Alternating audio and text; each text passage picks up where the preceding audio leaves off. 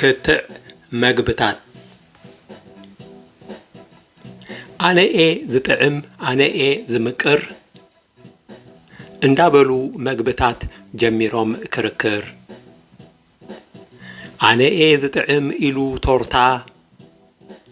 ሓቁ ደኣ ኢላቶ ችኮላታ ሜልሜላታ ብሰሓቕ ሞይታ በዓልቤሪ ስትሮቤሪ ኩሎም ኮይኖም ሓደ ጋንታ ይፈለጥ ኢሎም ናትና ዛንታ ራስቤሪ ኢሉ መንዩ ምሳይ ዝወዳደር ራስ በራስ ዝገጥም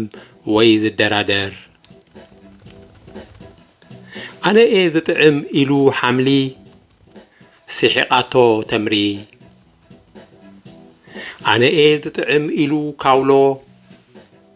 ማሰ ማሰ ኣውሎ ኣውሎ ሰዶ ሰዶ ኢሎሞ በዓል አዝማሪኖ ፐርሰሜሎ ኣነኤ ዝምቅር እንዳበለ ፂፅ ፂፅ እቲ ለሚን መፂፅ ኣነኤ ዝጥዕም ኢሉ ቅጫ ሰማዕናልካ ኢሎሞ ቃንጫ አልጫ ንዓና እዩ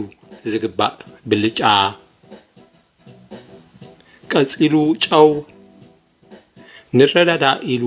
ኣይንጋጨው ኣይንገራጨው ልብግዳ ዘይነዕቢ ኢልዎም ከቢብ ዱባ ዓቢ